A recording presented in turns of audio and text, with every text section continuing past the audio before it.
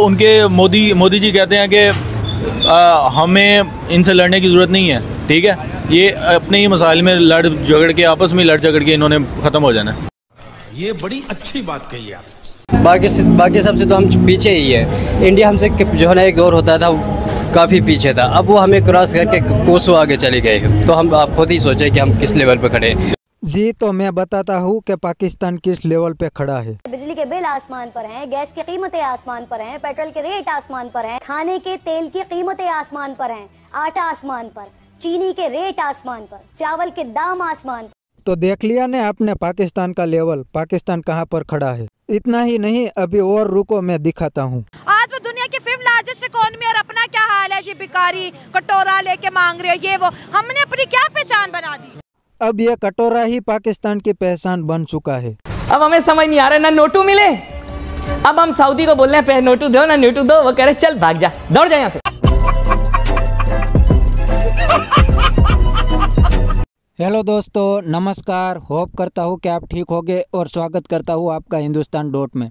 तो दोस्तों, आज के वीडियो में हम देखने वाले हैं इंडिया और पाकिस्तान ने लास्ट 75 ईयर में क्या अचीव किया। तो दोस्तों, आप तो जानते ही होंगे कि इंडिया दुनिया की 5th लार्जेस्ट इकोनॉमी बन चुका है और पाकिस्तान अभी भी कटोरा लेकर फिर रहा है, मतलब पूरे पाकिस्तान को IMF चला रहा है। तो दोस्तों, पाकिस्तानी पब्लिक के रिएक्शन देखते हैं। पाकिस्तान को बने हुए 76 ईयर होने वाले हैं, 76 साल होने वाले। 76 सालों में पाकिस्तान ने कौन कौन सी डेवलपमेंट की है, कौन कौन सी अचीवमेंट की है पाकिस्तान ने बताएंगे आप इस बारे में?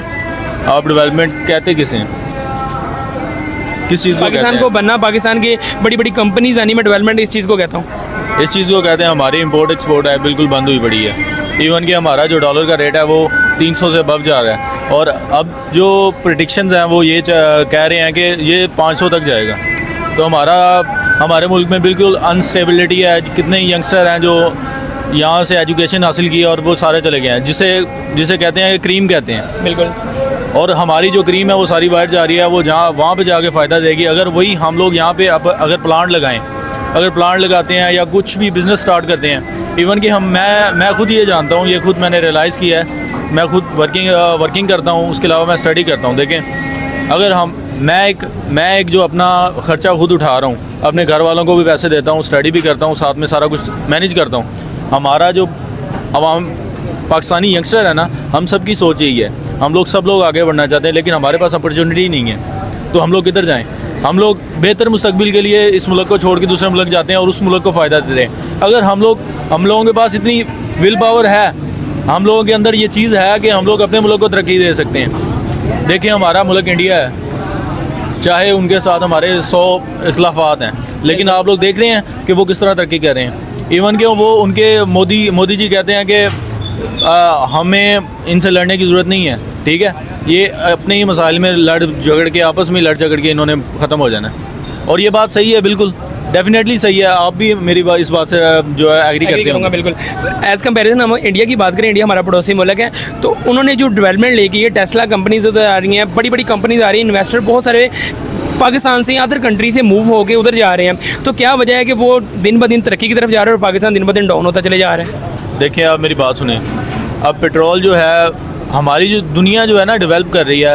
अब 20वीं सेंचुरी से पीछे चले जाएं तो बिल्कुल ही जो चीज़ें थी ना वो इतनी ज़्यादा डेवलप नहीं थी। अब दुनिया जो है ना वो आगे डेवलप होते जा रही है। अब बैटरीज़ का ज़माना आएगा, हर चीज़ बैटरी पे चले जानी है। लिथियम जो है, ठीक है, उस पर जा रही है। तो दुनिया जो ऊपर बैठे हुए हैं ना, वो ये सोच लेके बैठे हुए हैं कि हमने अपने मुल्क को तरक्की की तरफ लेके जाना है। अब एडवांस जो है अपनी यंगस्टर को हमने वो चीज़ सिखानी है। इवन कि हमारा जो पढ़ाने का जो आप सिलेबस कह रहे हैं, वो हमारा अब आज तक वही पुराना रटाया पुराना पढ़ाया जा रहा है। ना उसमें कोई तब्दीली आ रही है, ना को हमें फ़ायदा हो रहा है। आप देखें, मैं आपको एक चीज़ बताता हूँ। आपने जो पढ़ा होगा, आप लोगों ने भी जो भी पढ़ा है, क्या आपको वो रियल लाइफ में कोई फ़ायदा दे रहा है? प्रैक्टिकल लाइफ में कुछ भी नहीं। प्रैक्टिकल लाइफ में कोई फ़ायदा नहीं दे रहा। हमें एडवांस एजुकेशन चाहिए ताकि हम लोग जो है ना चीज़ों को बेहतर तरीके से समझ सकें।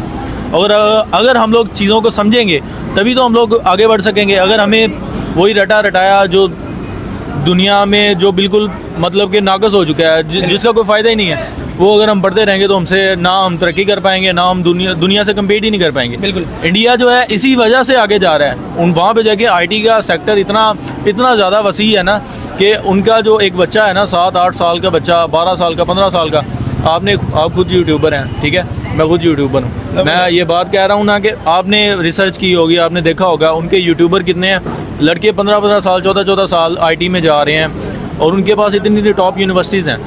वो आईटी में जा भी रहे हैं, और जो बड़े उनके सीईओ हैं, यूट्यूब का सीईओ लगा लो, गूगल का सीईओ लगा लो, सारे इंडिया के हैं। पाकिस्तान का कोई एक भी है इन फील्डों में पाकिस्तान ने अपॉर्चुनिटी हासिल की हो? देखें, जो बाहर निकल गया ना, बाहर उसने स्टडी किया, वो तो पाकिस्तान को छोड़ गया ना, वो ऑब्वियसली वो जाएगा, ठीक है। लेकिन बेसिक ये है कि अगर हमारी जो है जो क्या कहते हैं कि हमारी बेस ही मजबूत नहीं होगी तो हम लोग किस तरह तरक्की कर सकेंगे। हमें अवेयरनेस ही नहीं है यहाँ पे। हम लोग आप लोग खुद अपने इंटरव्यू कितने इलाकों जितने भी किए हैं आपने 2 लोगों से बात की होगी, किसी बंदे में अवेयरनेस नजर आई है? बहुत कम लोगों में अवेयरनेस होती है। बस ये चीज़ है कि हमारे मुल्क में अवेयरनेस ही नहीं है। अवेयरनेस देनी चाहिए। अगर अवेयरनेस आएगी तो ही हमारा मुल्क तरक्की करेगा ना आगे। बिल्कुल। तो लोग अभी भी इंडिया को अपना, जो हमारा पड़ोसी मुल्क इंडिया, उसको अभी भी दुश्मन ममालिक समझते हैं। अभी भी ये कहते हैं कि वो हमारा दुश्मन है, जबकि वो इस चीज़ों को देख ही नहीं रहा, वो डेवलपमेंट की तरफ जा रहा है। क्या कहना चाहेंगे इस बारे में आप? मैं ये कहना चाहूँगा कि वो लोग जो है ना वो सुलझ गए हैं, उनमें अवेयरनेस आ गई है। उनको पता है कि हमने तरक्की किस तरह करनी है। आप देखें, अब यूरोप में देख लें आप, तो पहले वो पोलैंड के साथ लड़ी, आपको पता है पहली जंग जो हुई थी, ठीक है। अब वो उनको पता चल गया है कि इसमें सिर्फ और सिर्फ हमारा अपना नुकसान है, तो उन्होंने कोलैबोरेशन के साथ, एक दूसरे के साथ मेल जोल के साथ, उन्होंने मतलब कि एक क्या कहते हैं उसे, एक जो ग्रो कह लें, ग्रो बना के, मतलब कि जिस तरह भी है। जी बिल्कुल। अब हमारी पिछले चले जाएं कि 80s में जो आया था, बिल्कुल जो कैद पड़ गई थी खाने पीने का, जर्मनी ने यूरिया बनाई, उसमें कितनी डेवलपमेंट हुई। मतलब कि वो पूरा खिता जो है एक यूरोप, अब हर बंदे का ख्वाब ये है कि वो जाए, यूरोप जाए, यूके जाए, मतलब कि अमेरिका जाए, कनाडा जाए। कोई चाहता है कि पाकिस्तान में रहे? कोई भी बंदा नहीं चाहता है। ये हर बंदा अपना मुस्तकबिल देख रहा है। अच्छा, ठीक है, ये बड़ी अच्छी बात कही आप। तो दोस्तों, इस बंदे ने बताया कि पाकिस्तान में पाकिस्तानी भी रहना नहीं चाहता, तो बाहर से तो कौन इन्वेस्ट करे। और बात भी सही है, क्योंकि पाकिस्तान में सब कुछ आर्मी चलाती है, और जो बाहर से इन्वेस्ट आई है वो भी आर्मी खा जाती है। इसीलिए पाकिस्तानी यूथ भी अपना फ्यूचर पाकिस्तान के बाहर देखते हैं। और रही बात लास्ट 75 ईयर में इंडिया और पाकिस्तान ने क्या अचीव किया, तो इंडिया तो दुनिया की 5th लार्जेस्ट इकोनॉमी बन गया, और पाकिस्तान अभी भी कटोरा लेकर घूम रहा है। और दूसरी बात ये है कि इंडिया में एक स्ट्रॉन्ग डेमोक्रेसी है, और पाकिस्तान में अभी भी आर्मी राज करती है। पाकिस्तान में इलेक्शन भी दुनिया को दिखाने के लिए होते हैं।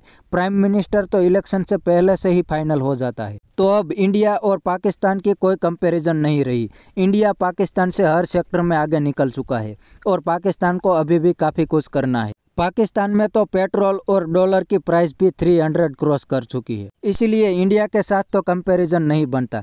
तो बस दोस्तों, आज के लिए इतना ही। मिलते हैं नेक्स्ट वीडियो में। अगर आपको ये वीडियो पसंद आए तो वीडियो को लाइक शेयर कर दीजिए।